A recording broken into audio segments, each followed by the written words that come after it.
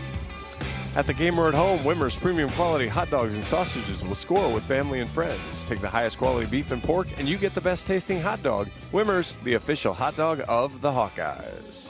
All right, new pitcher into the game for Ohio State, enters in the bottom of the third with Iowa leading 7-2. This is redshirt freshman from Hamilton, Ohio, Nick Copenhaver. 9 appearances on the year, 14 2/3 innings, giving up 11 hits, just 4 runs, 10 walks though, 10 strikeouts, giving up 3 extra base hits. 0-2 with a 2.45 ERA. Stuff is pretty good. He'll get the fastball, he'll run it up there in the low 90s, he'll throw a slider off that. Fastball's going to have some movement in on the Hawkeye right-handed hitters, so away from Gable Mitchell and Reese Moore. They'll have to stay on it. Again, one of those, if you're willing to drive it to left center, could be a good opportunity for either of them. Mitchell will be the first batter to see Copenhaver as he's throwing his warm-up pitches. Runners at first and second.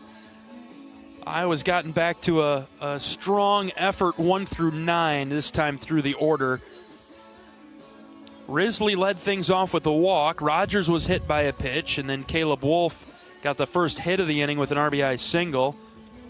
After an Iowa strikeout, Cooper Schulte drove one into left. Brought home a run, and then Wilmus with a 2 RBI single moments ago. Ended Mahalick's day. He is responsible for the runners at first and second. As Copenhaver is ready to pitch, the right-hander out of the stretch delivers to Mitchell. Gable takes a good cut at it and fouled it back. Iowa 7, Ohio State 2 in the third. Another good job from Iowa today of taking advantage of free bases.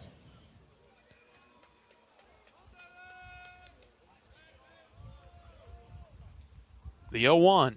Mitchell takes outside. All the free bases have come around to score today for Iowa with the exception of 2. And there have been several free bases issued. 1-1 on Mitchell. Copenhaver's pitch is hit well to deep right field. Stay fair, ball, stay fair. It is gone. Gable Mitchell, 3-run jack to right. Yes. Caught an inside breaking ball. 100 miles an hour off the bat, 431 inside the right field foul pole.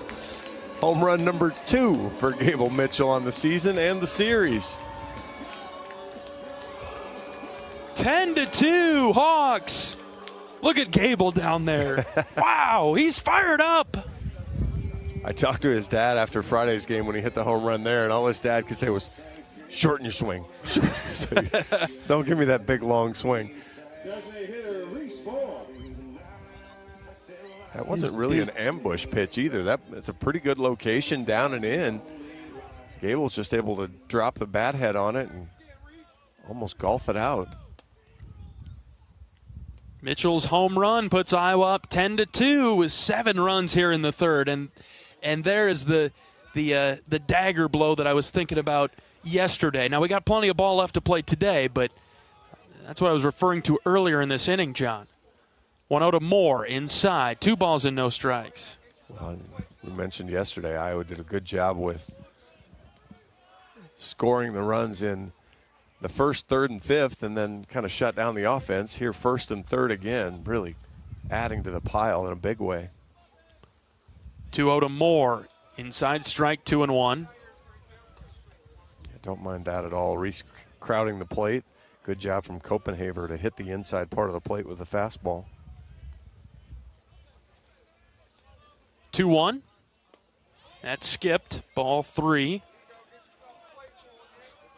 14 2/3 innings, 10 walks. So there's some free bases there. Good stuff with the 10 strikeouts as well, but left-hander tossing down in the bullpen. 3-1. Outside. Ball 4. Iowa has now batted around with Risley coming up for the second time this inning. That's still just 1 out. Mm-hmm. Risley's reached both times today. 2 RBI single in the first, a walk and a run scored earlier this inning. He comes up with 1 out and more at first base. First pitch to Miles, outside.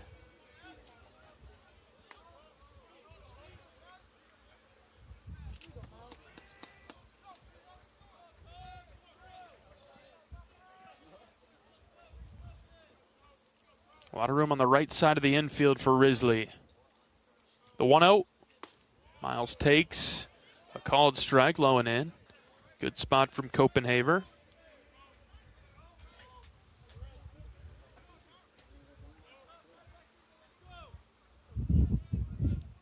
Not a ton of left-handers left on the sheet that we haven't seen yet. Another pitch in a very similar spot, but low and called a strike. Risley doesn't like it. He shouldn't. Same action, but felt like that one dropped out of the zone. 1-2. Pitch to Risley. He's got a good eye on the slider. It stays away. Umpire Allen's strike zone has been very strict. Last pitch there to Riz was not as strict. Short lead at first. The 2-2. Got a piece of it and fouled it back, deflected off the catcher's gear, and so Risley stays alive. Eckelman showing the true toughness of a catcher, though. Takes that off the inner thigh and immediately just snaps his hand back to the umpire and says, give me another baseball. Umpire wandered around a little bit to help out. Good battle brewing now as Risley in the box, awaiting the 2-2. Here it comes. Ground ball foul past Coach Bowe at third. Good job there from Riz to stick with that breaking ball. Good pitch from Copenhaver. Started it outside Riz's hip and broke it all the way back to the inside of the plate.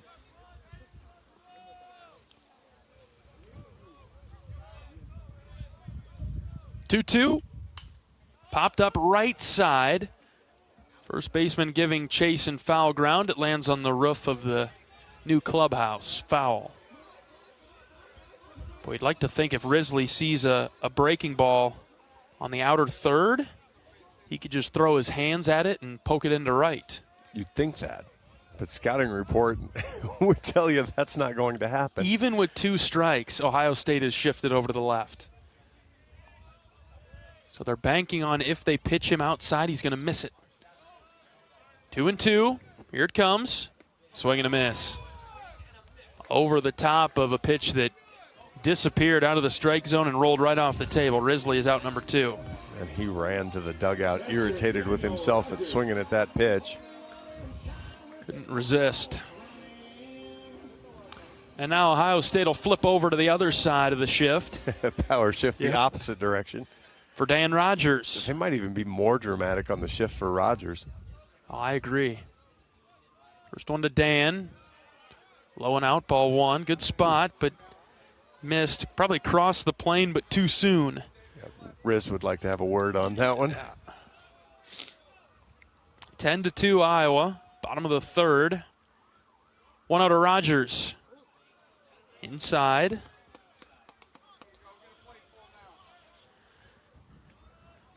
Now you go hunting. Try to find a fastball. Hunt for a mistake here. Copenhaver's 2-0 to Rogers. Called strike. You're hunting, but you're not ready to offer at that one. That's fine. That's too low. Right. That ball's below the strike zone. It's called a strike, but it's not a pitch you're going to be able to elevate and do any real damage on. You can hit it, but you're not going to do any damage. And the 2-1 pitch sails outside.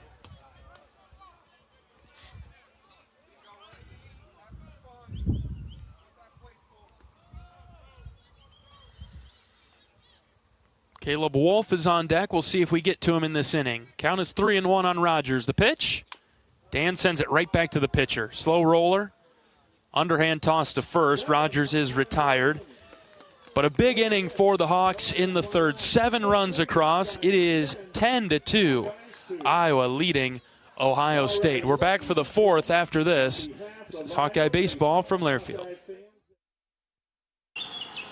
Pioneer brand Z-Series soybeans are bred to defy expectations. So it's no surprise they're getting rave reviews. And that has more than farmers talking.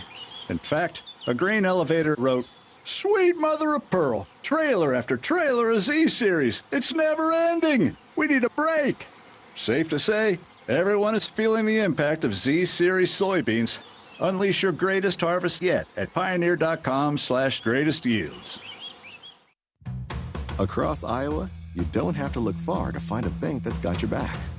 From just around the corner to the next town over, hundreds of neighborhood banks are going the distance to ensure your future looks brighter than ever. By providing jobs, supporting local businesses, strengthening communities, and helping your dreams become reality. Here, the life you build is backed by Iowa banks. See how banks are making a difference near you at iowabankers.com.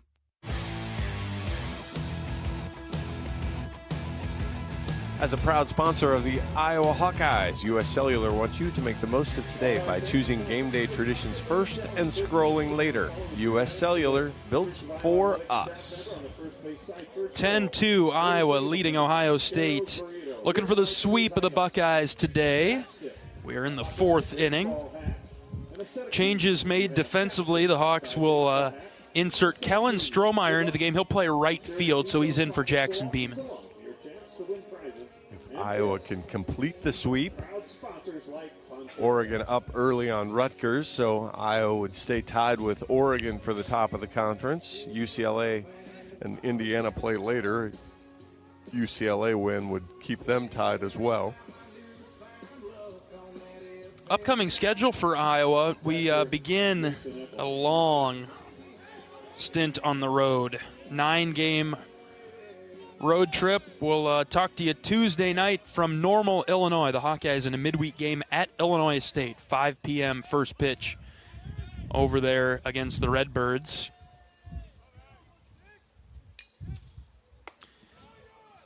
And we'll head to Minnesota for the weekend series with the Golden Gophers. Their first-year head coach, former Hawkeye Sean Moore, is on the staff as well up there. Be good to connect with Sean again. Buter deals a strike to Eckelman. The count's 1-1. After our trip to Minneapolis, the Hawks are in Peoria on April 1st. Iowa at Bradley for a 6 o'clock first pitch. Night baseball against the Braves. You'll be on your own for that one. Thanks. This is you haven't been over to Bradley, have you? I'm not. I think I've found ways to miss that. You are a lucky man. And then the weekend following that, Iowa is at Northwestern. So the conference series are Minnesota and Northwestern. So close road trips for the Hawks. Minneapolis and Evanston.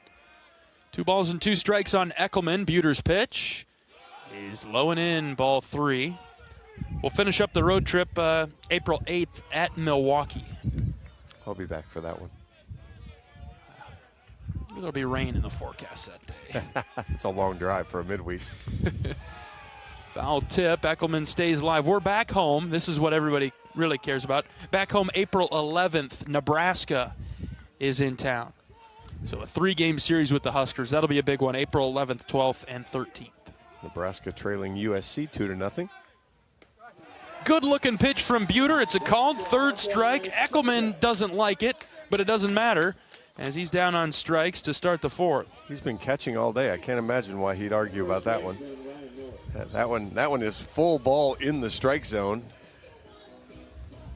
Backdoor breaking ball from Reese. Umpire Allen's been tight on the off the plate, but that ball is over.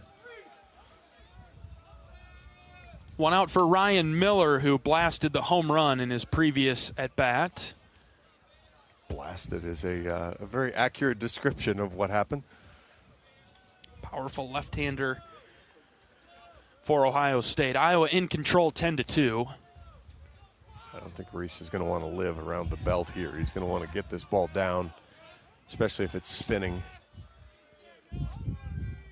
Base is empty and 1 out. Here's the 0-1. Backdoor breaking ball is called a strike. 0-2. Michigan State's trying to close out Penn State, win that series. 0-2 from Buter. Inside. That looked good. Didn't get the call. It's 1-2. I'd be a little surprised by that result, John. Michigan State taking the series over the Nittany Lions. For all the I'll add some context after this pitch from Buter. The 1-2, line foul.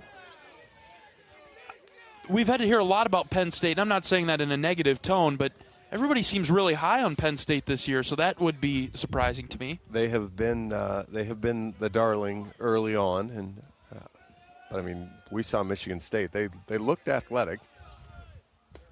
Buter gets the strikeout of Miller, back-to-back, make it 3 in a row for Buter. The strikeout number's getting up there as he's settling in. The only thing you wondered about Michigan State was, did they have enough pitching? After Jerwa, and Jerwa went deep enough on Friday. You were able to set up your bullpen in a good way the rest of the weekend. And obviously, it's worked out today, giving up 11 hits but only 4 runs. Sal Mineo is up. He takes a strike from Buter. Yeah, that's the thing about Michigan State. I was thinking we heard nothing about Michigan State, and I found them to be very competitive. Yeah, I thought they were a nice team, and obviously when you start with misses just high, when you start with a guy like Jerwa, I mean, you're probably going to have a chance to win every series because you're going to get off to a good start on Friday more often than not. At the very least, you're not going to blow up your bullpen very often. Buter's 1-1 pitch. Swung on and missed, 1-2. Did Nebraska beat USC yesterday, John? They did, so we're looking for a series winner today. Yesterday was 6-5. Nebraska won the game after a 5-3 loss the Friday. Buter's 1-2, swung on and missed. He strikes out Mineo to strike out the side, 4 in a row for Reese. And that is how you hold serve after scoring 7. 10-2, Iowa out in front. We'll bring you the bottom of the 4th after this. This is Hawkeye Baseball from Learfield. I'm Wyatt Black, defensive line, Iowa. On the field, I take on double teams, stop the run, and sack the quarterback. Sullivan now runs for his life, and he's obliterated by Wyatt Black. Here's the snap, the spot. Yes, and it's blocked it. Kick is don't touch it. Don't touch the ball. Hawks get it back. Wyatt Black, that man, what a momentum shift there. Off the field, I help my body's defense by choosing vaccines that are right for me. Ask your doctor or healthcare provider which vaccines are right for you. A message from Iowa HHS. The passion, the tradition, the rivalries. SiriusXM is your destination for all things college sports, and we've got you covered. On SiriusXM College Sports Radio, there's complete coverage of every major conference, including live games, plus 24/7 talk and analysis. So cheer along on the SiriusXM app and listen to your favorite team anywhere. And now you can get 3 months of SiriusXM free. Subscribe now. See offer details at SiriusXM.com/College Sports Radio 24. For a taste of unique flavors you'll love, stop by Molly's Cupcakes in downtown Iowa City for homemade cupcakes, cookies, cakes, bars, and coffee drinks. Molly's Cupcakes is a proud supporter of the Iowa Hawkeyes. Before we move to the bottom of the 4th and the new Buckeye pitcher, let's pause 10 seconds for station identification. This is Iowa Hawkeye Baseball from Learfield.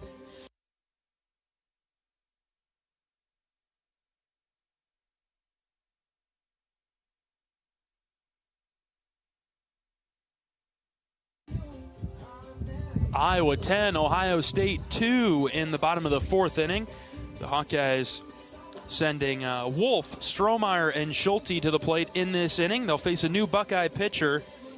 It is Hunter Shaw, a junior left-hander from Chelsea, Michigan. 7 appearances on the year, 16 innings, 13 hits, 10 runs have all been earned. Boy, the difference in some of the stats I've read this weekend, though, just 3 walks to go on 14 strikeouts. Has hit 3 batters. He's 1-3 with a 5.63 ERA.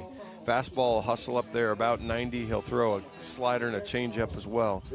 Iowa can pretty much go up hunting fastballs. He likes to throw it the most, and the other off-speed pitches he hasn't landed with real consistency yet. So kind of why you see more fastballs out of him. So hunt for a mistake over the plate and drive it somewhere. Wolf, the first batter to see him, lefty on lefty. First pitch low.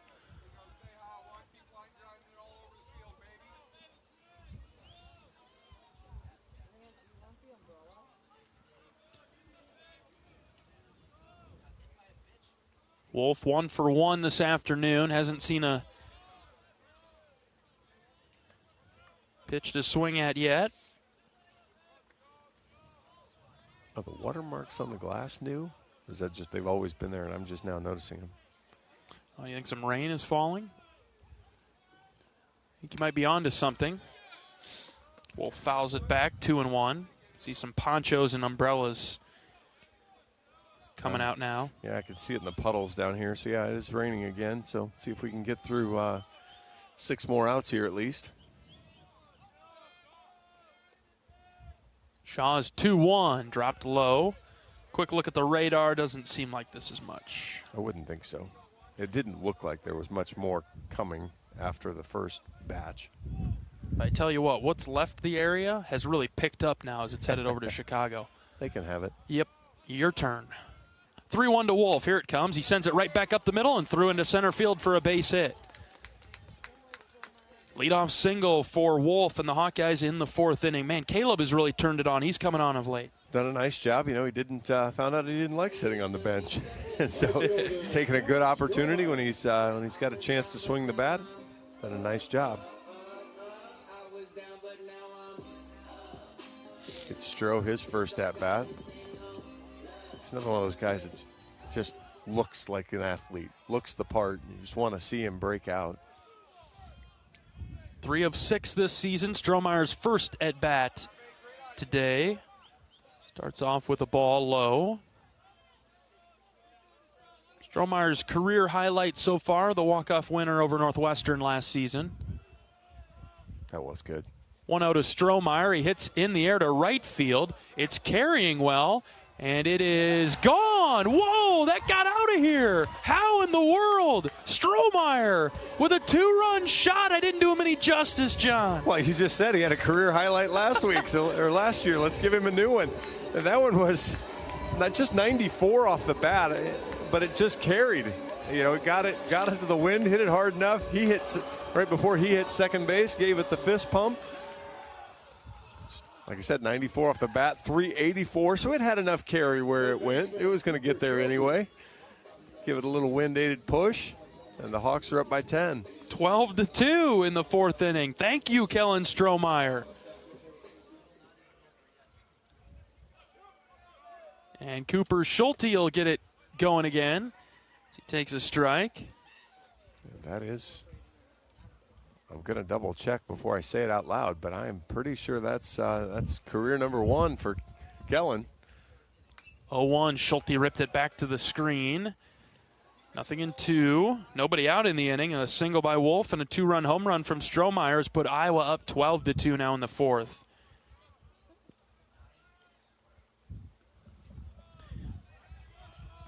Yeah, congratulations, Kellen. It's only his 2nd career RBI. Schulte strikes out. Good for Kellen. Well, that'll give us something else to talk about besides Steeler football. Might have your player interview for Tuesday, John. Yeah. Here is Ben Swales. Well, the funny thing is, he fills into Jackson Beeman's spot, who we know has got home run power. Right. Strike on the bottom part of the zone to Swales. And then Kellen comes in and goes, hey, I got a little too. No balls and a strike on Swales. Here's the pitch. That's low and in.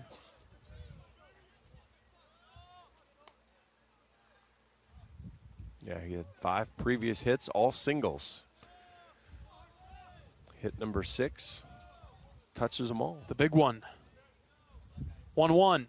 Swales cracks this to right center field. It's carrying well, and it is down off the wall. Swales around first, headed for second. He'll stop there. He crushed that into the right center gap. Yeah, that is 104 off the bat from Ben to the opposite field. Great job there. Unfortunately for him, that ball went 393. He got no help from the wind at all. Hit it too hard. It cut through the wind. It really kind of did. Figure if the wind pushes it even a little bit more toward right center, it has enough carry and juice to get there. But good solid contact. He has been really good since he got inserted in the lineup. You know, one of the early interviews I did with Coach Heller, he kind of joked about somebody, you know, got to have somebody make me look dumb for not playing him. And Ben started to play well and really has held on to the spot. breaking ball on the outside part of the plate. Maybe even if it meant shuffling him around a little bit, moving him over to second and messed around with the infield a little bit. And we've been alluding to it the last few games that this seems to be the lineup that we've settled into as Wilmus takes a good cut at it and fouls it back. 0-2 on Ben.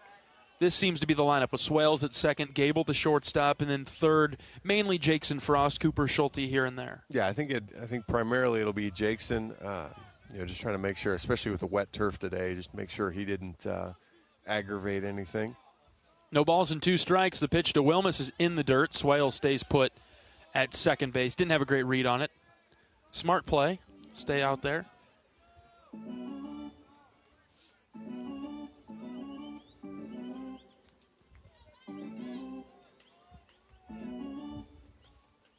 Wilmus hit by a pitch in the first. Singled in 2 runs in the third. He would later score himself. He chops one to third. Petterini picks it up, has to hurry the throw, and he is safe at first base. Wilmus beat it out. Boy, the Hawks are doing everything right now. Well, all the hustle plays are going Iowa's way. You think about that in a sport more like basketball than you think of it here, but that's Petterini just kind of lays back on that ball, doesn't charge it. Wilmus moving down the line the whole way, just 60 miles an hour off the bat, but just pure hustle to get down there, and Petterini's arm strength not enough to overcome waiting back on his heels. Here's Gable Mitchell. He homered his last time up. First pitch to him. He sends into left field. Left fielder coming forward. He makes the catch for the second out. Boy, was Jamarusti shallow, and it worked out well for him because he didn't look good coming in after it. Yeah, full sprint ahead, and he still caught it about shin level. So that ball was softly hit. He's going to want to back up. Yeah, Reese Moore's coming up. I get why he was shallow on Gable on the opposite field. Obviously, Gable hit the big home run, but Jamarusti looks confused as the positioning here. First and second and 2 outs for Moore. Iowa leading 12-2 in the fourth. Reese takes downstairs. Reese had really good left center field power, too. And if he would line one in that gap with Jamarusti's not going to have any sort of an angle at it at all. Reese hits it opposite field, but foul. Counts 1-1. The other, the note too, John, that gap in left center.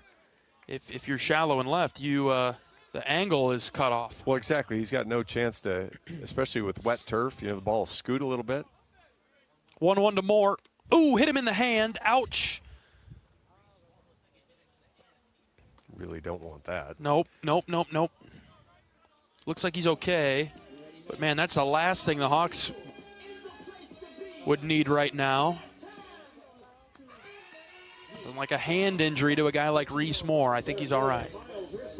He's tougher than you and I. He sure is. There's no question about that. I'm speaking for myself there, John. All right, bases loaded again for Iowa. This time with 2 outs and Risley coming up. First pitch to Miles is low and out. Just looking ahead, another run or two here wouldn't be too disappointing. Right. Don't need 6, but a run or 2 would be okay. Shaw's pitch to Risley. Low, ball 2.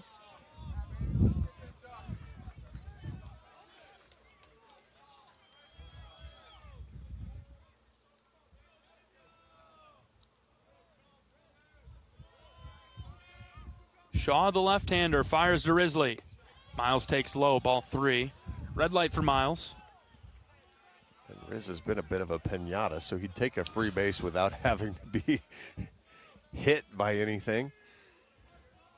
Lipsy can say the same on the Buckeye side. Ooh, almost hit, John. Again, he just wanted ball 4. He didn't want to hit by it. Just a simple ball 4 was all he was looking for. We'll see if that at least brings a mound visit. Run is walked in, and it's 13-2. Ellis is giving his pitcher, I'm going to assume that was encouragement. Sometimes tough love's the way to go. Here's Rogers. First pitch to Dan. Dropped in for a strike. Bases still loaded for the Hawks in the fourth. It's 13-2. Now you sit on fastball. He showed you the breaking ball. Sit on the fastball now and drive one. There was the fastball. It was just low. Yeah, that's a really good pitch.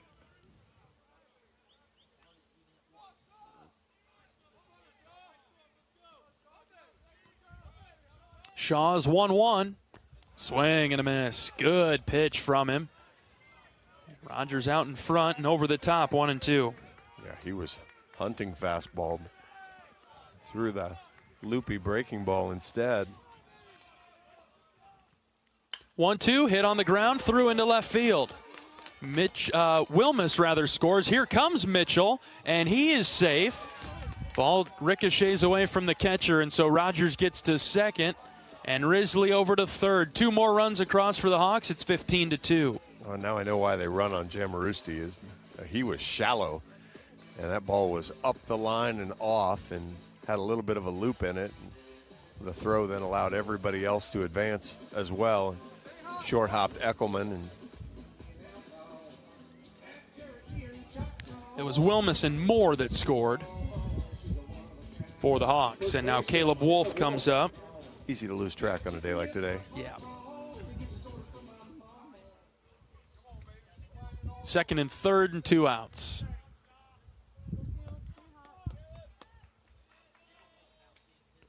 Wolf takes in the dirt ball 1.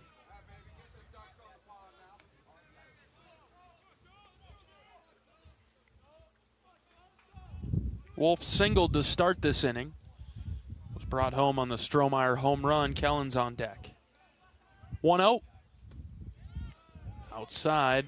Ball 2. I was just looking back at how many of the free bases have scored for Iowa. And they have really taken advantage of the opportunities, the extra opportunities. 2-0 from Shaw is ripped to second, and it's caught by Carpenter for the third out. Another big inning for Iowa. 5 runs across, 15-2. Iowa takes the lead into the 5th. This is Hawkeye Baseball from Learfield. What does it mean to be locally owned and operated? For Cenex, it means everything. It means that we know if you take your coffee to go or if you like to stay a while. It means we've helped Little Leagues get jerseys and local festivals get funding. It means we know what our communities need. So you'll always leave Cenex with a full tank, full of snacks, or full of smiles. Or all of the above. And that means the world to us. Cenex, powered locally.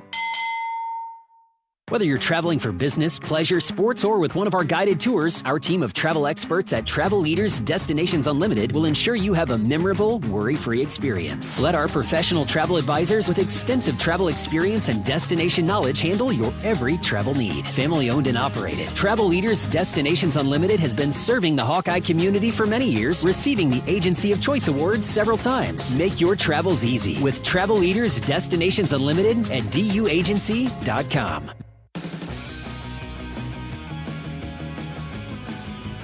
Join the swarm and team up with Iowa athletes to support local charities. Make a difference today.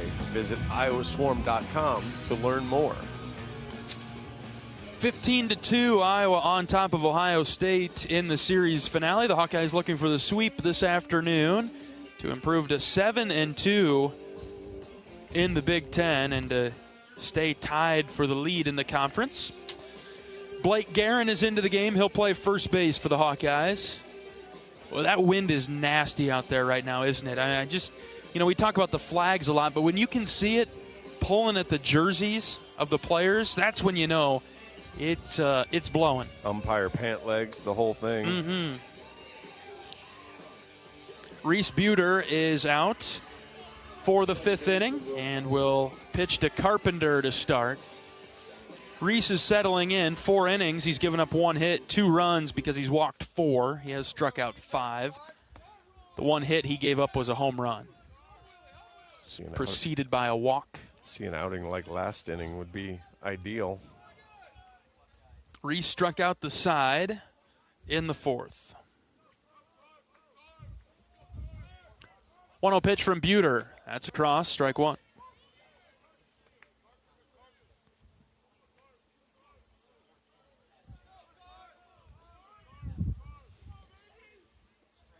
One. There's another strike from Buter on the inner third, 1-2. Indiana has some special sauce to play South Carolina women's basketball semi-close, 38-33 midway through the third. So that's in the second half. Yep.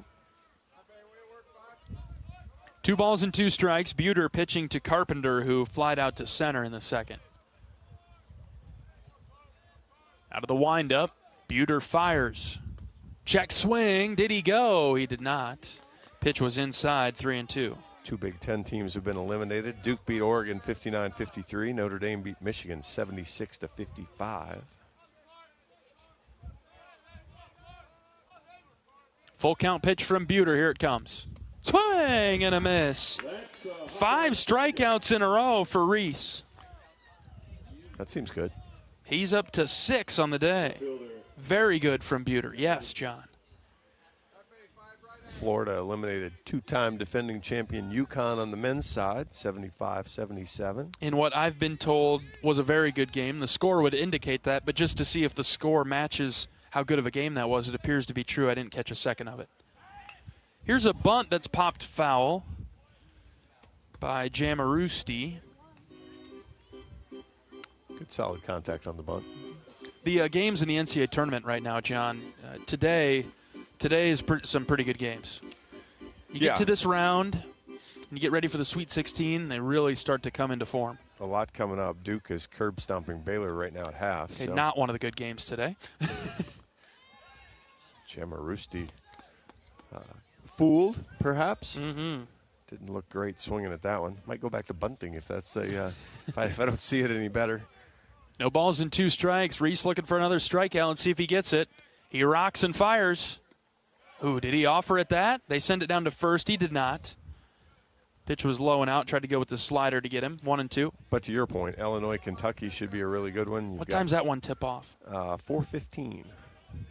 Okay, maybe catch a second half. Old Miss plays some semi-local team. I've always been a big fan of the Rebels. Jamarusti hits this high to right field. Strohmeyer is back right in front of the wall. Kellen makes the catch. 2 down. Jamarusti trying to take advantage of the wind. Flares one out to right, but boy, that ball carried a long ways. Just 86 off the bat, but went 330 by TrackMan, and might even got a little further than that. You've always been a big Ole Miss fan, haven't you, John? Yes. Huge. Lifelong, right?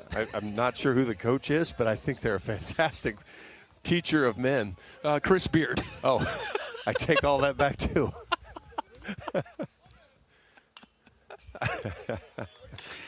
First pitch to Lipsy. Lipsy's fouled back.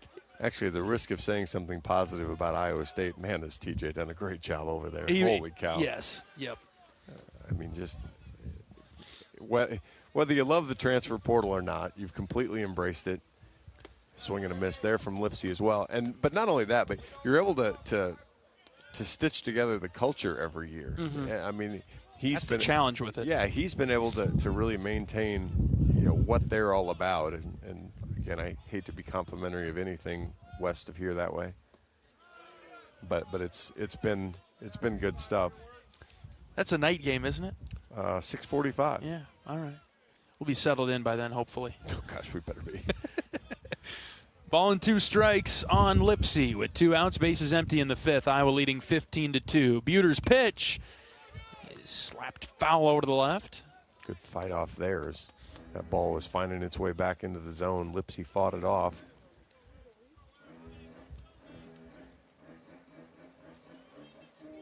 What do you like from Buter here?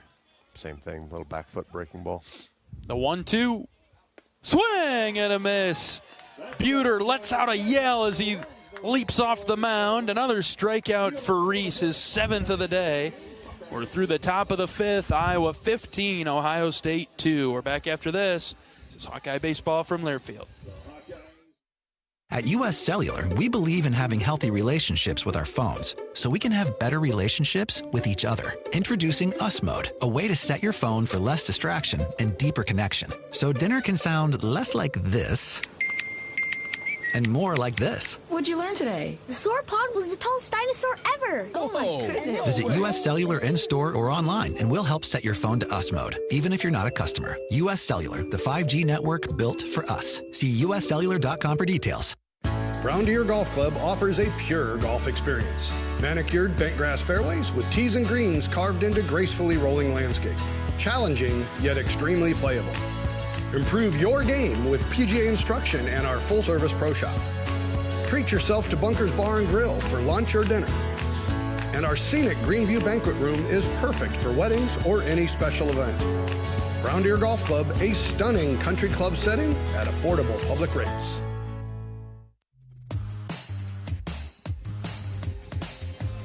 Hey, Hawkeye fans, today we're talking about a little different black and gold than you might think. Get your all-new Pac-Man scratch ticket today from the Iowa Lottery. It's available at your favorite Iowa Lottery retailer, and that's not all.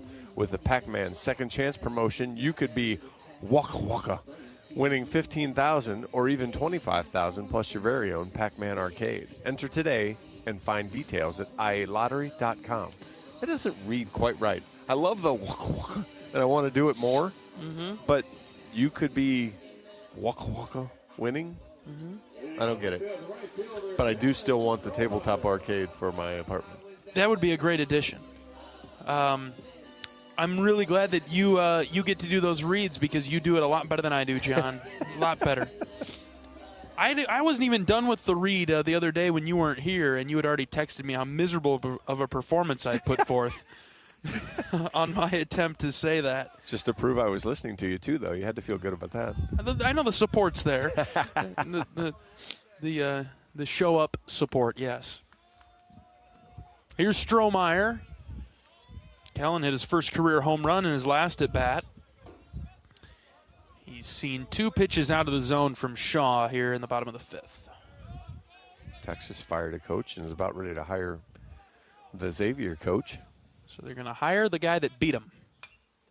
Makes good sense to me. Yeah. Nice ricochet right back out of the pitcher. Not even going to request a new ball. Are you sure? I would think Iowa would want a new ball. That ball's got to have some mark on it. Strohmeyer fouled it back off one of the beams holding up the net, and it one-hopped right back to the pitcher. Yeah, let's trade the ball in. Okay, all right. Home plate umpire finally decides we're gonna throw a new ball out there. 2-1 on Strohmeyer to lead off the bottom of the 5th. Shaw delivers. Strohmeyer takes strike 2. Ooh. That is outer point fraction. Point of triangle or point of rectangle. It's a good pitch. 2-2. Strohmeyer checked his swing. They send it down to third. Didn't go. Full count. We've not seen a check swing called a strike today. That's right. Whether they have or haven't been, I'm not going to completely comment there, but we've appealed a lot, and nobody's won one. 3-2 is outside. Strohmeyer draws the walk. Good at-bat there from Kellen to stick with it.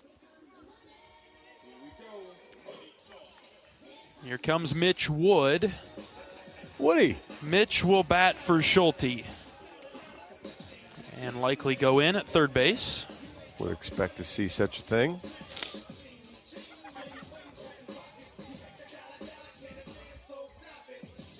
How about this walk-up song? Yeah, it'll get your head going. Is that what you'd expect from a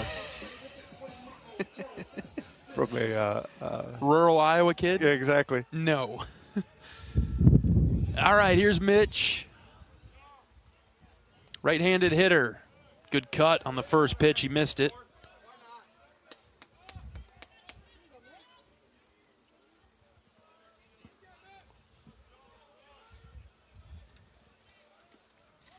Got a message from Petey's dad that he appreciated us being nice to Iowa State. Okay. I'll take it back. I'll take it back, Petey. Come on now. Probably a good thing we didn't know those things sooner. That's right. Or for 3 years, we wouldn't have said anything nice about his kid.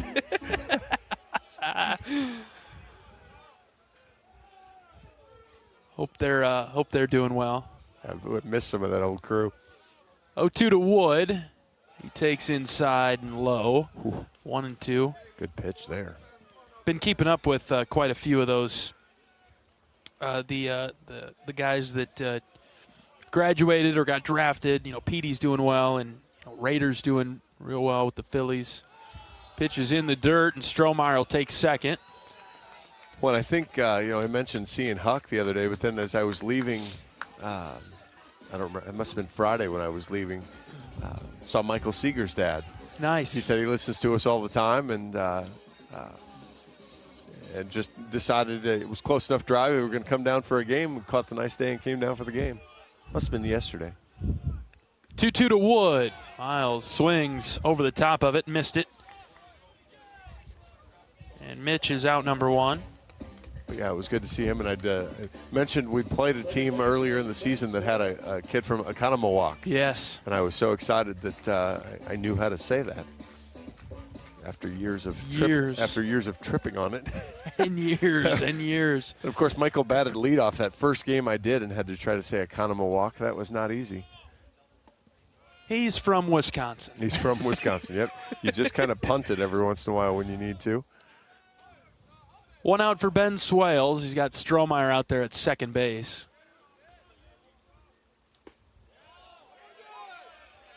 Couple of strikes by Swales. Man, it's a chilly day in Iowa City. I just got a note back that some of that old crew might be back for Nebraska. Swales swings and misses. He's out number 2. That'll be great to have those folks back in town. Yeah, that would be tons of fun there. Jack Young doing well with the White Sox. I saw that yesterday. I think Arizona is where their spring training is at. I've seen some good stuff from Ty Langenberg and some of the outings he's had as well. Brody had a good outing in I think it was Prospects game. Wilmus is up, and he hits it on the ground into center field. Bo is waving Strohmeyer around third. He'll score with ease as Wilmus adds another at 16-2. He had his Frisbees going, and he throws his Frisbees hard. So it's good to see Brody out there on the mound. And he doesn't look quite like the Greek god with major league players because a lot of them look like that. Yeah. But still, he looks awfully good. That clip was circulating a lot this past week. Here's Mitchell, and the first pitch from Shaw. Deflects away from Eckelman. Wilmus up to second base. Hawks within striking distance of another run rule here, but we are in the bottom of the 5th. Need to get through the top of the 7th. Need 6 more outs on the defensive side for the Hawks. 1 out of Mitchell. It's low, 2-0.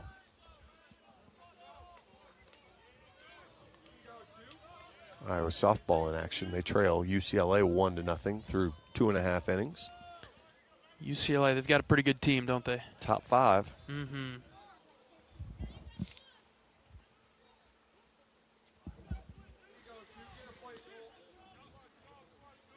Gable's had a good day, 2 for 4. 2 runs scored, 3 RBIs. Pulled a home run down the right field line. Here's the 2-0 to him. Sends a chopper right back to Shaw. He's ready for it. Gloves it, flips it to first for the third out. Another run across for Iowa, 16-2 over Ohio State. We're back for the 6th after this. This is Hawkeye Baseball from Learfield.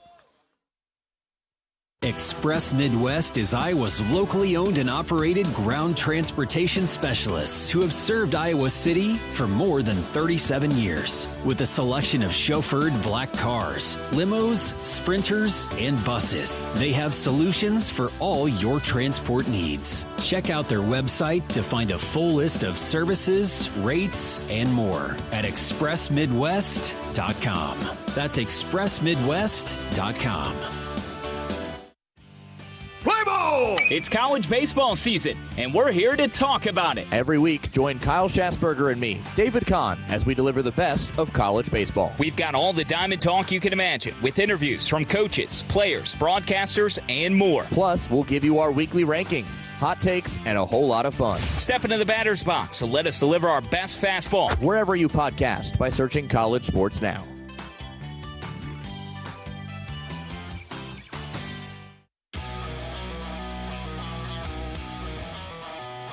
Oak Knoll's mission is to provide exceptional retirement living and health services through Life Care, a not-for-profit life plan community serving the Iowa City area for 58 years. Oak Knoll is conveniently located near the University of Iowa Healthcare Campus, Kinnick Stadium, Carver Hawkeye Arena, and downtown Iowa City. A proud sponsor of Hawkeye Athletics. Visit oakknoll.com to learn more. Iowa's up on Ohio State 16-2 as we get to the top of the 6th inning. New pitcher into the game for the Hawkeyes is the left-handed redshirt senior from Clive. This is Ben Dete. 0-2 on the season in his 7 appearances, a .591 ERA. He's got a couple saves, including his last 2 appearances. 10 2/3 innings, 12 hits, 7 runs, 7 earned. He's given up a couple home runs, walked just 4, struck out 15. And it'll be up to Ben to... I think if Ben could get 6 more outs, the Hawkeye pitching staff, coaching staff would be thrilled. He'll face 2-3-4 Ellis, Petterini, Gravelin. Not a safe situation this time for Ben. Ellis shows the bunt and pushed it past Guerin, foul at first. Interesting. He's trying to double down the left and right field line. That was going to work too. That had a chance because Guerin's well off the line, so that actually had a chance to be something kind of cool. Strategic. Change up outside, 1-1. Good looking pitch from Ben, but just missed. Ellis is 0 for 1 today. Flied out in the first, walked in the third. Good to see he's doing okay after that collision earlier in today's game. 1-1 from Ben. Outside missed with the change, 2-1. Umbrellas are getting abused out there now. The wind. Got to keep that low. Got to tip into it. Lean into it, John. You open it up, and it's going to fly on you. 2-1. Swung on and missed, 2-2. I was talking to Coach Heller in the dugout during the rain delay, trying to figure out a start time, and we did talk about Ben, and that was one of the things. Just as Coach Kenny has understood what Ben has, misses low, ball 3, and what Ben's strengths are. Just how do you call pitches for him? Whether it's this lefty-righty matchup here or, as he faces a ton of lefties here coming up, if there's a little bit different approach. Pitching staff much improved for Iowa this year. ERA of around 4 as a team. Hawkeye softball hits a home run, leads 2-1 now. Whoa. Dete missed high, and so that's ball 4. He tried to go with the breaking ball, and he missed. So a leadoff walk of Ellis puts the Buckeye on first base. Here's Petterini. Yeah, this won't include yesterday's game because for some reason the Big Ten doesn't like to update their stats on the weekend. Although, yeah, they're game short. So actually Dan Rogers then his comm's not working, so they have a little bit of a break here. But yeah, Iowa leads the Big Ten in ERA at 3.68. Wow. So an outstanding job from 5 shutouts. I think that to me is the lead the Big Ten in shutouts. Oregon and Michigan State 4 apiece, but Iowa with 5. But I think one up this weekend. Yeah, the 3.68 earned run average and the 127 whip's a little deceptive because this is down low, ball 1. I always hit a few more batters then. But still, that you figure every pitching staff has hit some along the way. So second in whip in the conference, first in ERA. Ground ball into right field off the bat of Petterini. Ellis stops at second base. First and second, nobody out for Ohio State in the 6th. Just the second hit of the game there. Let's close the book on Buter as you bring that up, John. 5 innings for Reese, in line for the win. He gave up a hit 2 runs. Struck out 7. He did walk 4, but did a nice job getting around those with the exception of the home run. Only hit he gave up today. Here's Gravelin. First pitch from Dete. He had him fooled. Swung on and missed very early. Yeah, Gravelin has not had a great day at the plate. Sent back to the dugout a couple times looking. The 0-1 from Ben. Low and in. Got by Rogers. And to the backstop. Well, that's Ellis. Should have been on third with the single. Could have scored with that, but you know, you're 14, you're playing it safe there, and then when Strohmeyer bobbled it, I suppose hindsight looks easy, but you saw Iowa aggressively running the bases in previous innings. Ohio State not as much there so far. 1-1, foul tip into the glove, 1-2. Good pitch from Dete. So Ohio State threatening for the first time today with 2 runners in scoring position. 1 ball, 2 strikes. Dete's ready. The lefty kicks and fires. Swing and a miss. Oh, he had Gravelin just totally puzzled, and he strikes him out. Yeah, again, we've seen Gravelin be an exceptional hitter. Not his best day or weekend so far, but I'm sure he's going to be on top of it as it goes along.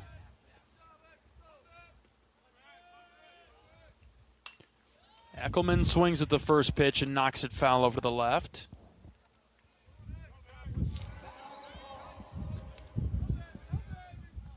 Yeah, I didn't realize he struck out 4 times yesterday, and he's had a really tough day, or tough weekend.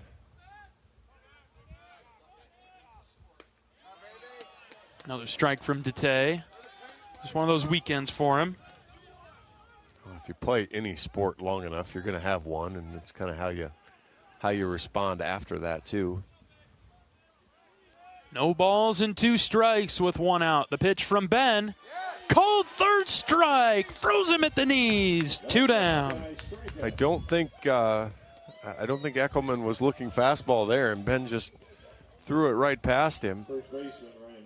After the single, it just kind of irritated Ben, and he's been sharp here. See if he can get out of the jam. That's Ryan Miller coming up, another lefty for Ohio State. Still runners at second and third with 2 outs now. Dete guides the off-speed that stayed high. Miller just getting healthy again, coming back into the lineup. He's could be one of the more premier hitters along the way. 1-0. Popped foul over to the left, 1-1. The home run he hit in the second was a lot of barrel. Yes. 391 average, 783 slugging. I believe it. 1-1. Swing and a miss. And had him way out in front there. Mixing in the breaking ball lately. Let's see if he goes back to the changeup. Ben is ready. The 1-2. Just outside. Tried to burn the fastball by him. Good spot. I think he had Miller, but just off the plate outside. 2-2. Yeah, that was everything you wanted there. Good job by Miller to not commit. Dete's ready. The next pitch is low and out. Kick save by Rogers. Full count.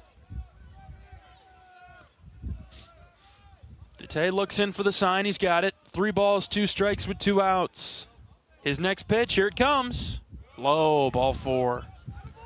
It's probably the pitch I would have thrown too. I'm not sure I would have tried to sneak a fastball past him. But taking my chances with Mineo. Bases loaded for the Buckeyes and 2 outs in the 6th.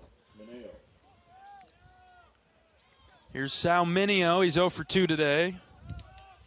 Another left-handed hitter. Dete throws the fastball that's knocked foul.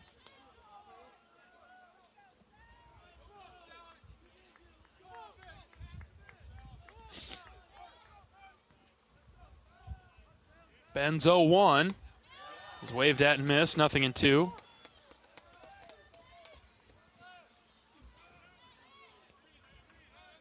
And now at 0-2, Rogers has to be good behind the plate if Ben elects to go with a pitch that's low. Here's the 0-2.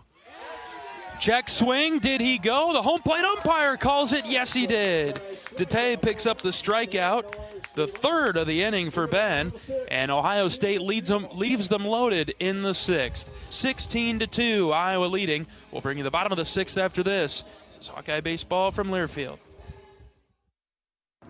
Not all internet is created equal. It's a lot like choosing a quarterback. Technically, you could sign up any new rookie provider on the block, but the success of every device in your home depends on it. Will they perform in the clutch, or will they buffer under pressure? Extreme provides the speed you need with a 100% gigabit technology network and amplified Wi-Fi. And unlike signing a quarterback, Extreme Internet requires no contracts. There's only one pick to lead your team.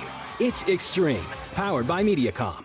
Express Midwest is Iowa's locally owned and operated ground transportation specialists who have served Iowa City for more than 37 years. With a selection of chauffeured black cars, limos, sprinters, and buses, they have solutions for all your transport needs. Check out their website to find a full list of services, rates, and more at expressmidwest.com. That's expressmidwest.com.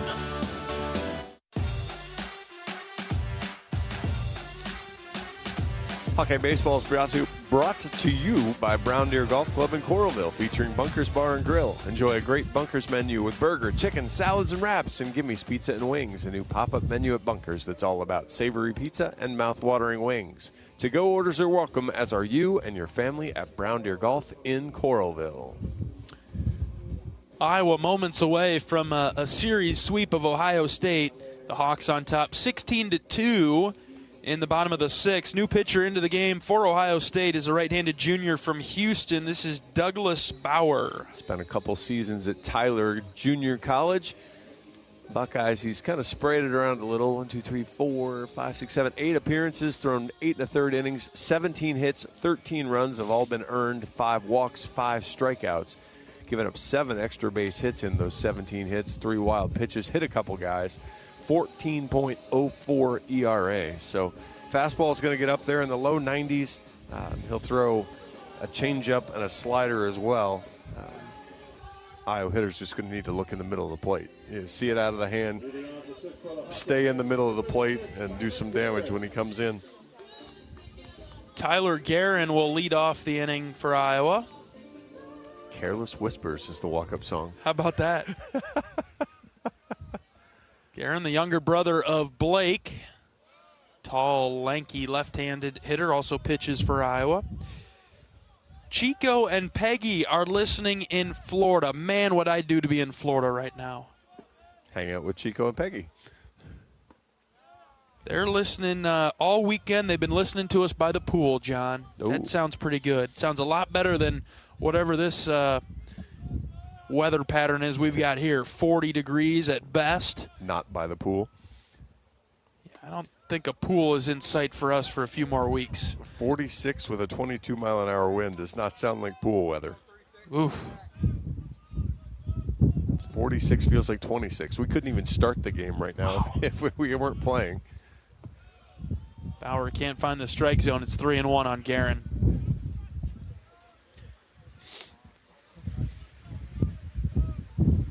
It's the windiest it's been all day. You can hear it through the crowd mic.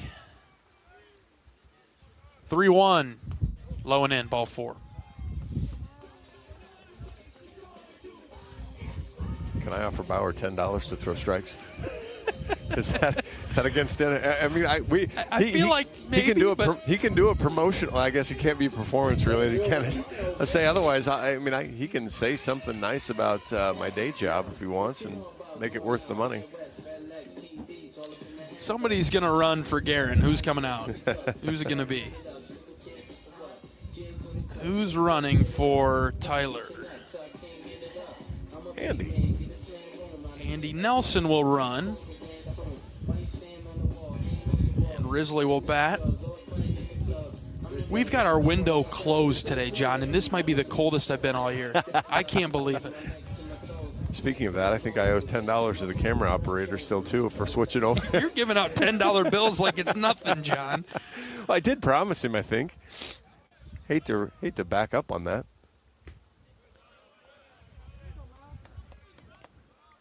Bauer deals a slider out to Risley. Just imagine had I not, though. We'd be in trouble. Just not great. At this point, I still haven't dug my coat out, so You're a champ today. I'm okay, yeah. Are you really, or are you just trying to tough it out? No, you feel pretty good? Well, I don't feel great. My coat's right here, but I am frozen. 2-0 on Risley with a runner at first base. Miles hits it on the ground to short. This could be double trouble. Ooh, that's a good play from Ohio State. A glove flip to second for one over to first for the double play. I wasn't quite sure why Ellis didn't take it himself, and then he did the glove flip and took all kinds of chances, worked out. And I'm not going to, I hate it for Riz, but I'm not unhappy overall. With Iowa leading 16-2 and the run rule in effect today. And Birdie gets an at-bat here now. I feel bad that maybe Blake won't get one, but maybe Birdie will get a hit and pick him up. Max Burt, one of the catchers for Iowa. Redshirt freshman from Mason City. Played his high school ball at Newman Catholic. 1-0 pitch to Burt is low, 2-0. There's somebody sitting in front of us that has the baseball jargon down to a T. It's perfect.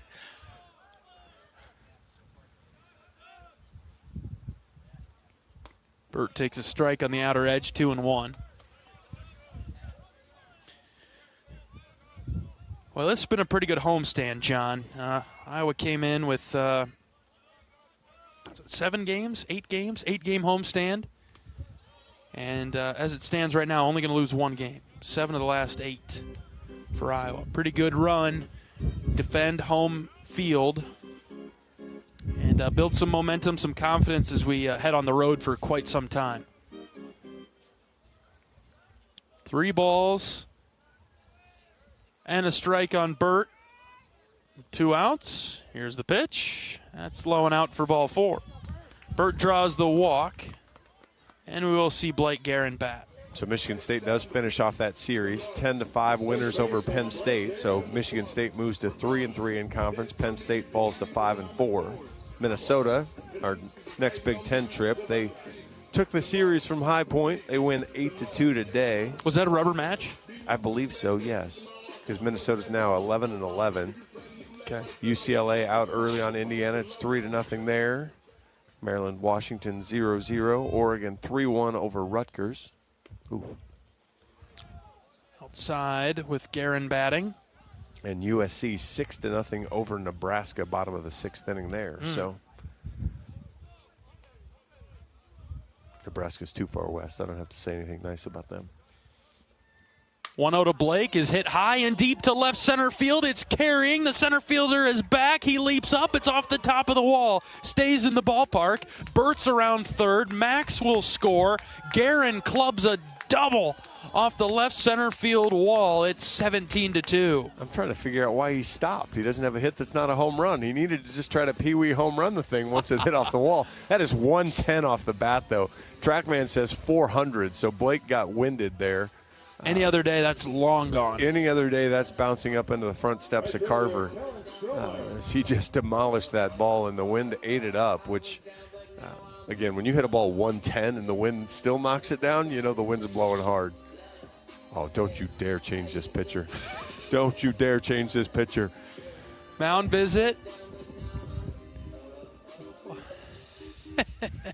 Is this door going to open up? He's taking the ball from him. Ohio State's making a pitching change with the score 17-2 in the bottom of the 6th. We'll take a pitching change break. We're back after this.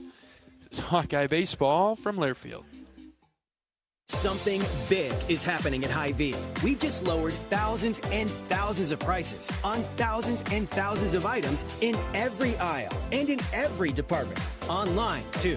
And on many of your favorite products, we've even matched prices with some of the biggest discount stores in the country. Because we get it, times are still tough. So we'll continue to work hard to bring you new lower prices on thousands of items. Things are looking different at Hy-Vee. Come see for yourself.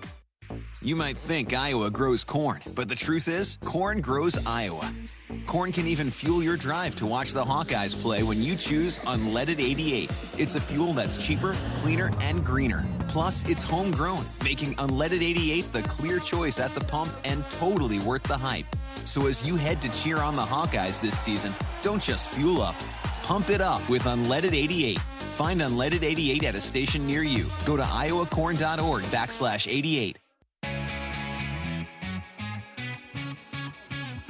For comprehensive coverage of college baseball, tune to SiriusXM Big Ten Radio Channel 372 in the car and on the all-new SiriusXM app. SiriusXM is the home of your favorite team and conference, including live games plus interviews and analysis. So cheer along with the SiriusXM app and listen to your favorite team anywhere. Get a free trial at SiriusXM.com/Big Ten Radio 2025. New pitcher in for Ohio State is Zach Sigmund, a sophomore right-hander from Grove City, Ohio. Made 2 appearances on the season, thrown 2/3 of an inning, given up 2 hits, 2 runs. They were both earned, walked a couple, has yet to strike out a batter. ERA of 27. Fastball's going to zing up there. It'll get close to 90. He'll throw a slider and a changeup as well. And in a fairly recurring theme, he's been mostly fastball, and Iowa will just need to look out over the middle of the plate and try to drive a ball, because it's either going to be there or it's not. There isn't a whole lot of effective nibbling. And here's Kellen Strohmeyer. He'll see Sigmund. Might as well have a 2-home-run day. Why not? 17-2, Iowa leading in the 6th. First pitch to Kellen is a strike at the knees. Because of course it was. Yeah, good pitch. Exceptionally well located.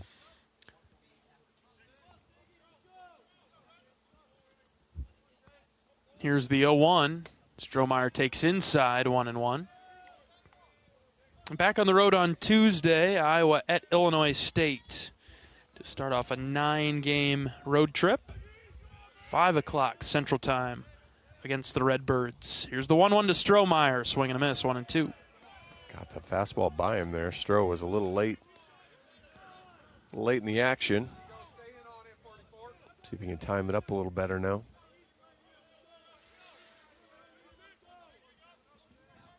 Sigmund ready with the 1-2. He brings it home to Strohmeyer. Lined foul into the Ohio State bullpen. That zipped over there. That would have wiped out 14 little kids yesterday. Really? Yes. Because it was right in the little turf area around the bullpen where a lot of youth congregate. 1-2, sent right back up the middle and through into center field. That's a base hit. Guerin's around third. He will score. Strohmeyer with an RBI single with 2 outs. It's 18-2. Good piece of hitting there from Stroh. That was a decent breaking ball down and away. Stroh went and got it. Just sent it right back up the middle. Third baseman, Mitch Wood. And in strolls Mitch Wood. Stroh's trying to argue for a little more playing time, too. And yeah. Done a nice job coming in primarily as a defensive replacement and then getting an at-bat here or there. But average up around 500 on the season now, I think. Yeah, Stroh's at 625 with a couple of hits today. So selling him short, yeah. Hasn't been retired. Mitch Wood batting for Iowa. He takes strike 1. Mitch 5 of 12 this year. The 0-1, outside 1-1.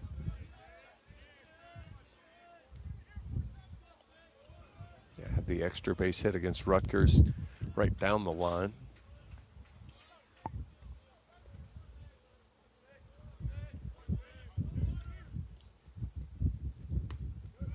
Called strike on the outer edge. It's 1-2.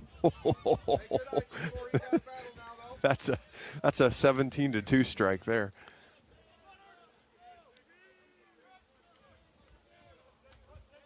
19-2, I guess.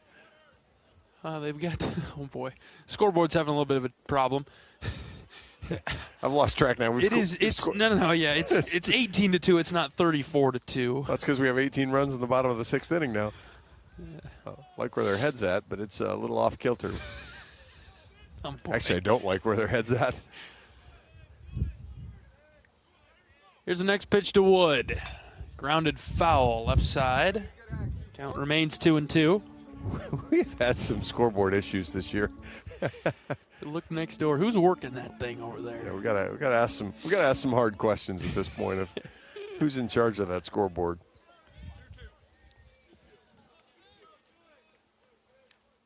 Two balls and 2 strikes on Wood with 2 outs. Here's the pitch. Half swing. That's knocked foul over to the right. Saved him a strikeout. Yep. Because he was going to get punched. He turns around. He asks home plate umpire Rick Allen, "Yeah, would you have called that a strike if I didn't swing?" Yes. Yes, you were carrying your bat back to the dugout.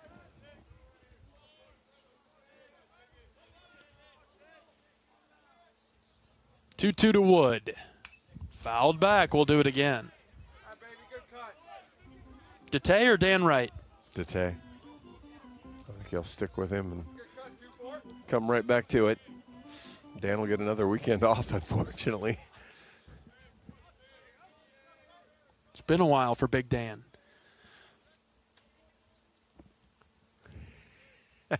John Leo angry at the home plate umpire for. I don't care that he didn't wait for Mitch to put his eyes up. Well, Mitch cares a little. Goodness. He'll get ready. Next pitch, Wood hits to first, and it's caught for the 3rd out. All right, 2 more runs come across for Iowa. It's 18-2. We'll go to the top of the 7th. 3 outs to go, and the Hawks will pick up another victory. We're back for the 7th after this. This is Hawkeye Baseball from Learfield. Which schools will take home the prestigious Learfield Directors Cup as the top college athletic programs for the 2024-25 college athletic season? You can follow the standings of your favorite team or alma mater at L Directors Cup on Twitter and online at thedirectorscup.com. Trophies will be awarded in June 2025 to the winning institutions in all college sports divisions. Learfield Directors Cup, the crowning achievement in college athletics. FS Envision Seed Corn and FS High Soy Soybeans provide best-in-class traits and genetics that perform. In farming, bushels matter to your bottom line. Our field-proven products deliver high yields year after year. Get the seed you need from the people you trust. Contact your local FS Envision and High Soy retailer or visit fsseed.com to learn more.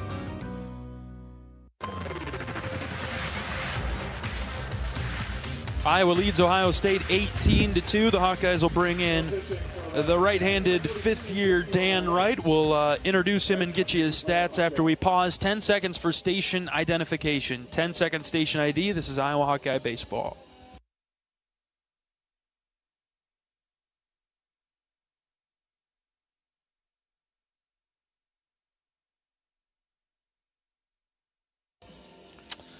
All right, John, tell us about Dan Wright as he comes in trying to get these final 3 outs. 6 appearances on the year, 3.24 ERA, 8 1/3 innings, 7 hits, just 3 runs. They all came in his last outing against Michigan State. He gave up a couple home runs on that exceptionally windy day with the wind blowing out. Walked a couple guys, struck out 5.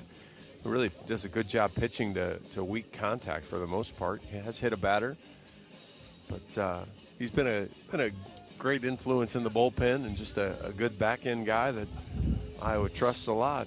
One of those guys that we wish we had for more than just 1 year, and we've kind of been talking about that across numerous sports right now, John. Yeah, he's just he's a fun personality. He's a guy you can tell's been around the block a little bit. You know, there's a maturity there, the way he carries himself, and again, just when we lost some quality guys from the back end of the bullpen last year, and so it's been nice to have him come in and plug right in and carry his weight.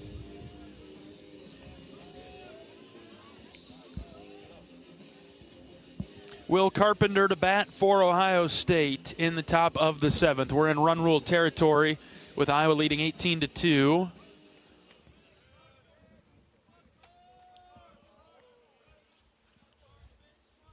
Dan, the tall right-hander, is ready. First pitch is low. Max Burt is now catching for Iowa.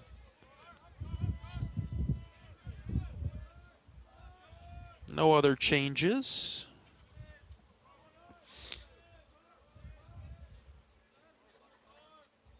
Dan's 1-0 pitch. That's across for a strike, 1-1.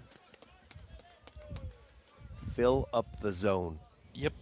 Simple life goals right now. Aggressive attack, Dan.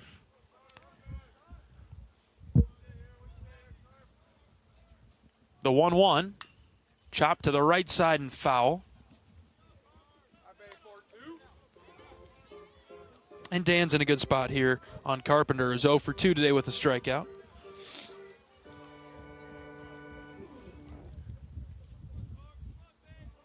He's done a nice job getting ahead, so now go ahead and finish it off. Dan delivers. Called third strike. Went off speed, outer edge. Good start for Dan in the 7th. Jamarusti wants to know what he saw. I saw 3 strikes. Flip it over from left to right with Jamarusti coming up. He's also 0 for 2 today, but he's put the ball in play both times. I'm surprised Iowa shifts with him because he seems like he's just going to kind of poke at it as much as take a rip at it.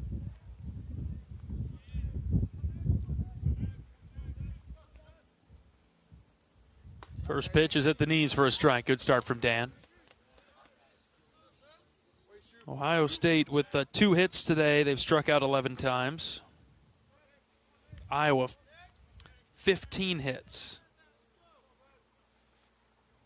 8 walks, 8 strikeouts, 5 extra base hits for the black and gold this afternoon. It's been an interesting mix. 7 extra base hits the first day, just 1 yesterday, and then added a good number again today.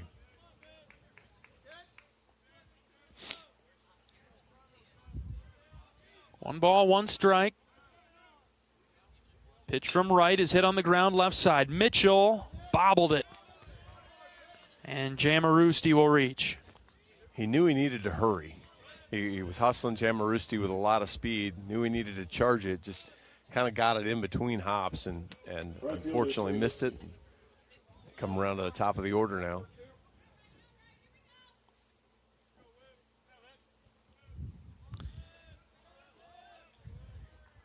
I was just looking at Iowa with 6 free bases on the walk side, and the error now 7th free base of the game.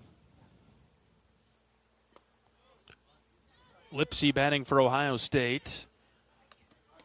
First pitch from right is in the dirt. 1 more ground ball. How about that? Have to be really quick to get Lipsy, but. Yeah, so you're going to have to hit it right at Gable Mitchell there at short so he can maybe take it on his own and throw the fastball over to Guerin. But, yeah, I like where your head's at. 1-0 from Dan is lined foul left side.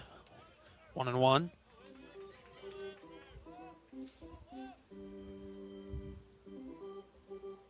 Yeah, 15 hits for Iowa to go with 8 walks, 3 Ohio State errors. So a ton of and 4 hit batters. So there's a lot of free bases on that side.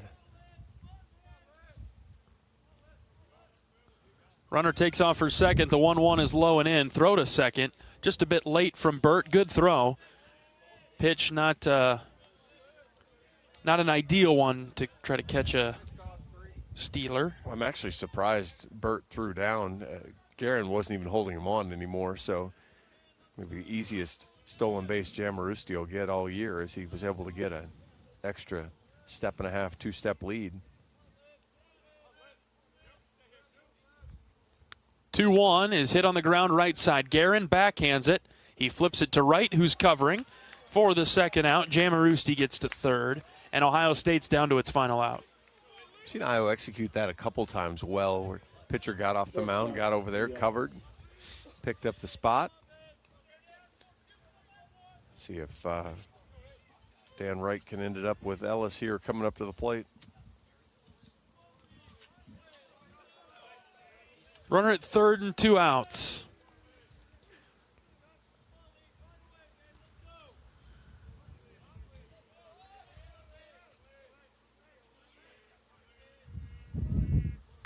Dan's ready. The first pitch is hit in the air right side. Guerin giving chase. Blake running over. He runs out of room, and he slides into the clubhouse. Hope he's okay. Hop up there, Blake.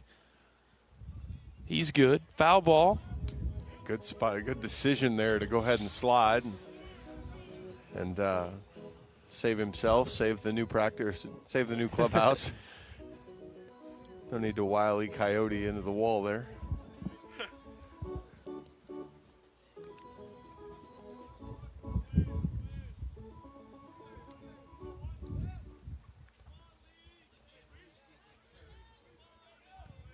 All right, we're ready, and Dan is set with the 0-1. He kicks and brings it home. It's in the dirt. 1-1. Good block there from Birdie. You get that chest leaning forward, so when it bounces up, it doesn't kick high away from you. It goes right back down into the ground. Exactly. Did a great job of that. We were talking early on about how Reese was struggling to throw strikes. Iowa up almost 61% now, so really done a nice job after that first inning of fighting through. 1-1 is hit on the ground to the left side. Mitchell's got this one. This should do it. Thrown over to first. Guerin scoops it out of the turf and makes a good play for the third out. That'll do it. Iowa wins it 18-2 in 7 innings over Ohio State. We're back after this. This is Hawkeye Baseball from Learfield. When the game goes into overtime, but the game goes into overtime. The choice to enjoy is easy. Bud Light. Easy to drink, easy to enjoy. Enjoy responsibly. Anheuser-Busch, Bud Light Beer, St. Louis, Missouri. Get a great deal on select Kubota equipment. The BX Series is the #1 selling subcompact tractor in the U.S. The versatile lineup is built to help you make the most of your land. Right now at participating dealers, get a Kubota compact tractor for $0 down, 0% APR for up to 60 months. Plus, save up to $1,500 on select equipment. Now through September 30th, see us or go to KubotaUSA.com/disclaimers for full disclaimer. Check out Kubota's winning lineup. Visit KubotaUSA.com to find your local dealer.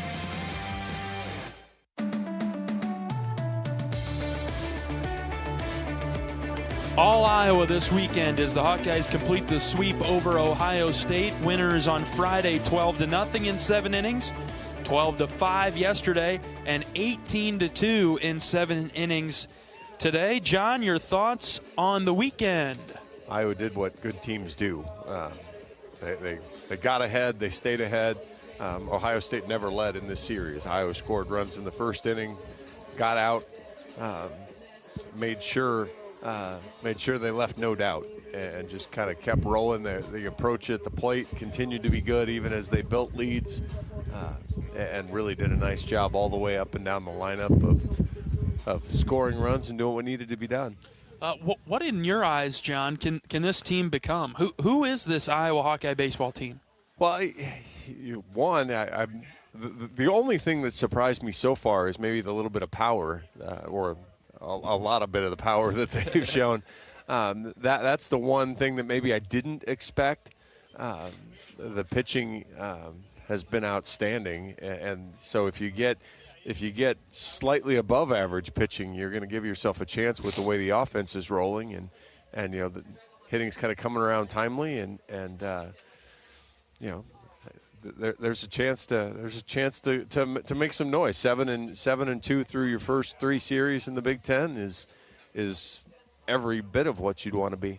14-8 overall now are the Iowa Hawkeyes, and we'll go on the road for 9 in a row. I think we'll learn a little bit more about this team going on the road. Well, and I think that's the other thing, and I thought of it last night, and I meant to talk to you about it today, and kind of forgot with all the other things we had to talk about. But you know, it was really you spend 4 weeks on the road to start with, and you know, I think what you're seeing is a product now of a team that spent 2-3 weeks sleeping in your own bed. Yeah. You get settled. Yeah, you're settled. You're able to be home. You're able to kind of get normal routine going, and it's really shown in kind of everybody being able to stretch that out and do positive things with it. All right, we'll take a break. We're back after this. This is Hawkeye Baseball from Learfield.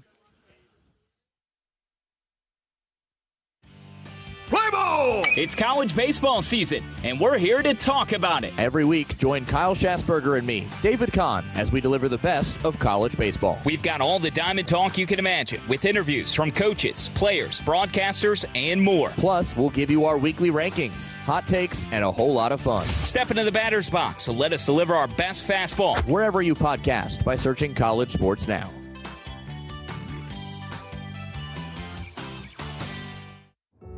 Leaders know there's no guide to greatness. When everyone else says something can't be done, they know it only hasn't been done, yet. True leaders weather the fiercest storms and look deep within themselves to rise above and help others find their way forward. At Great Southern Bank, we're proud to partner with visionaries that help raise the tide for all of us. And when you're ready to bring your vision to life, we'll be right behind you with award-winning support.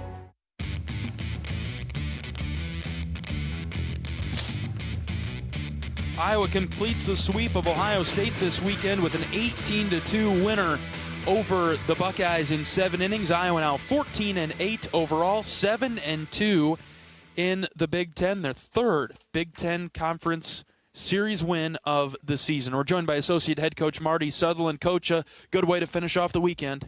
Yeah, just really impressed, across the board on just the completeness of the weekend, right?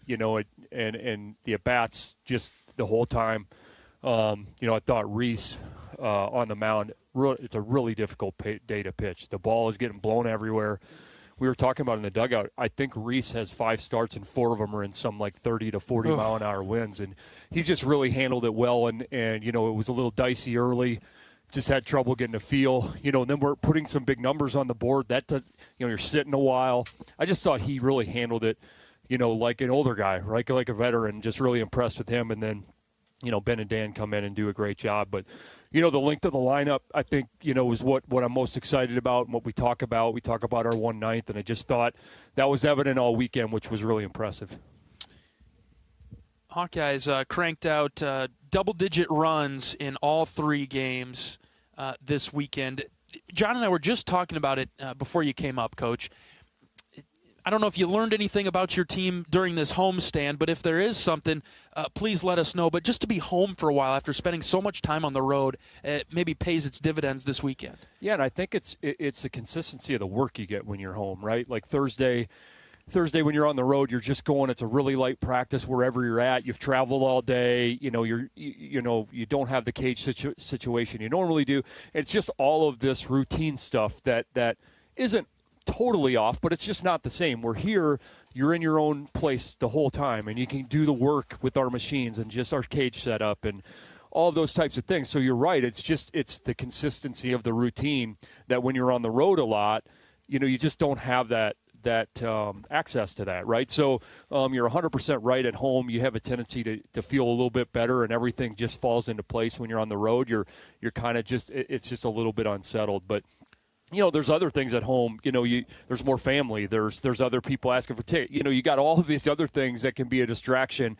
But our guys showed up, all weekend long, and again, it ended up being 23 innings that we played on the weekend, and I just thought we didn't give away an inning offensively. And I was thinking to myself, I hope what I want our guys to think and feel is that when that other team leaves, they've lost 10 pounds because it's hard to pitch to you. And I just thought that's what that team, that's who we were this weekend. And certainly it's one weekend, but really over the past 10 to 12 games, 13 games offensively, we found who we are, and we've just done a really good job of being that team every day. And listen, you have to do it Tuesday against Illinois State. You have to do it up in Minneapolis, and it's just one after another. How many of these can you stack in a row? And right now we're in a good place, but the work has to continue. And now it's going to be 9 in a row on the road, including, as you just mentioned, that game on Tuesday night at Illinois State.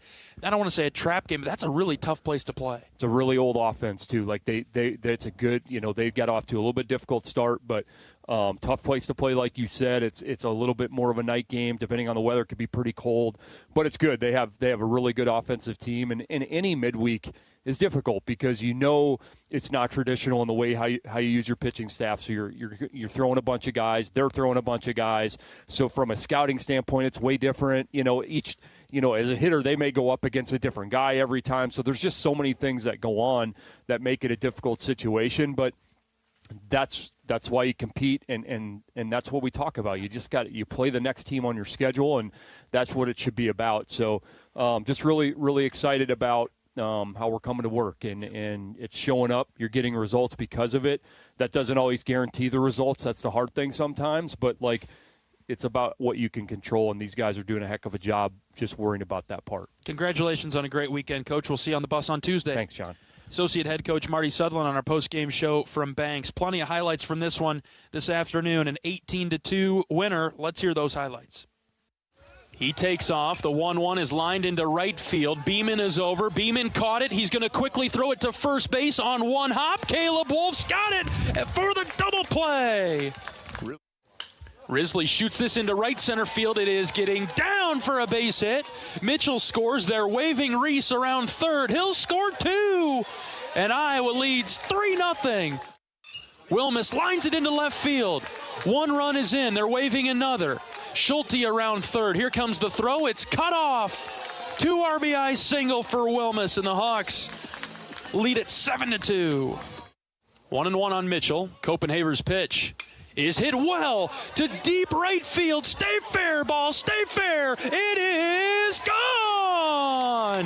Gable Mitchell, 3-run jack to right. Yes. Buter's 1-2, swung on and missed. He strikes out Minio to strike out the side. 4 in a row for Reese. 1-0 to Strohmeyer. He hits in the air to right field. It's carrying well, and it is gone. Whoa, that got out of here. How in the world? Strohmeyer with a 2-run shot. I didn't do him any justice, John. What do you like from Buter here? Same thing, little back foot breaking ball. The 1-2. Swing and a miss. Buter lets out a yell as he leaps off the mound. Another strikeout for Reese, his 7th of the day. Detay's 1-2. Swing and a miss. He got him. Love how quick he's working, too. 1-1 is hit on the ground to the left side. Mitchell's got this one. This should do it. Thrown over to first. Guerin scoops it out of the turf and makes a good play for the 3rd out. That'll do it. Iowa wins it 18-2 in 7 innings over Ohio State. We'll be back with you on Tuesday afternoon over in Normal, Illinois. The Hawkeyes taking on the Illinois State Redbirds.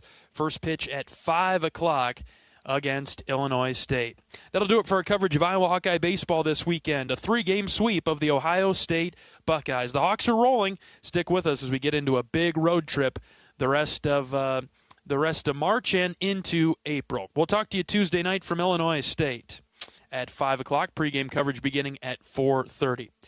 All right, for my great board op down the line, Brett, awesome job today. Thank you very much, Brett. My color analyst, John Evans. I'm John Leo saying so long from Dwayne Banks Field, where Iowa knocks off Ohio State 18-2 in 7 innings this afternoon.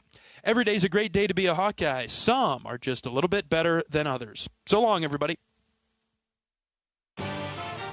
Iowa Hawkeye Baseball has been brought to you by Iowa Corn. You might think Iowa just grows corn, but the truth is corn grows Iowa. Brought to you by Iowa's corn farmers of the Iowa Corn Growers Association and the Iowa Corn Promotion Board. Iowa Lottery. Be a VIP with the Iowa Lottery. Visit ialottery.com for details. Mid-American Energy. Call 811 before you dig. It's the law. Visit MidAmericanEnergy.com for natural gas safety tips. U.S. Cellular, the official wireless partner of the Iowa Hawkeyes. U.S. Cellular, built for us. Also brought to you by Wellmark, here for every member, every moment. Learn more at wellmark.com. U.S. Bank, proud to sponsor the Iowa Hawkeyes. Equal housing lender, member FDIC. The preceding has been a Learfield presentation on the Hawkeye Sports Network.